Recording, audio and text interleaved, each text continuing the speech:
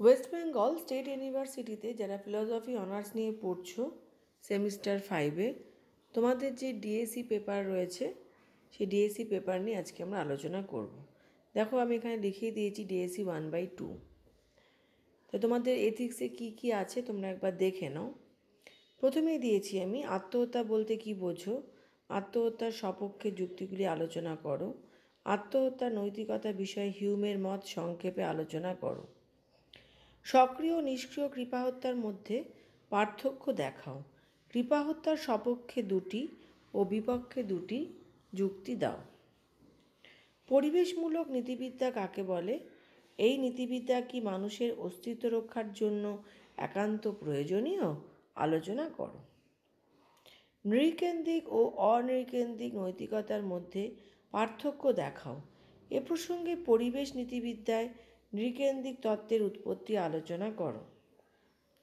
সন্ত্রাসবাদ বলতে ঠিক কী বোঝায়, সন্ত্রাসবাদী সংগঠনের কার্যকলাপ কি ন্যায়সম্মত বা সমর্থনযোগ্য, আলোচনা করো। জাতিগত বৈষম্য বলতে কী বোঝো, জাতিগত বৈষম্যের বিরুদ্ধে পিটার সিঙ্গারের যুক্তিগুলি আলোচনা করো। গর্ভপাত প্রসঙ্গে রক্ষণশীলদের যুক্তিগুলি উল্লেখপূর্বক ব্যাখ্যা করো। দরদি নীতিবিদ্যা মানে যেটাকে আমরা কেয়ার এথিক্স বলি ও ন্যায়ভিত্তিক নীতিবিদ্যার মধ্যে পার্থক্য করো।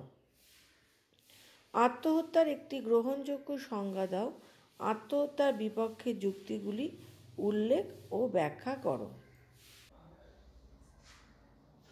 বাস্তুসংস্থান বলতে কী বোঝো, গভীর ও অগভীর বাস্তুসংস্থানের মধ্যে পার্থক্য কী। তাহলে তোমরা এতক্ষণ 15 মার্কসের যে কোশ্চেনগুলো দেখলে তোমাদের ডিএসসি পেপারে, এগুলো খুব ভালো করে পড়ো।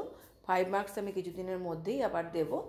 আর তোমাদের বলাও আছে, তাও বলছি যে তোমরা যে যার ইউনিভার্সিটিতে আছো প্লে লিস্ট দেখবে, প্লে লিস্টে গেলেই তোমরা যা যা দরকার কোশ্চেন পেপার বা সাজেশন বা যা কিছু সেটা তোমরা ওখান থেকে পাবে। ঠিক আছে, তাহলে এগুলো পড়তে থাকো, পরে আবার তোমাদের প্রয়োজনীয় ভিডিও নিয়ে আবার আমি তোমাদের কাছে আসবো।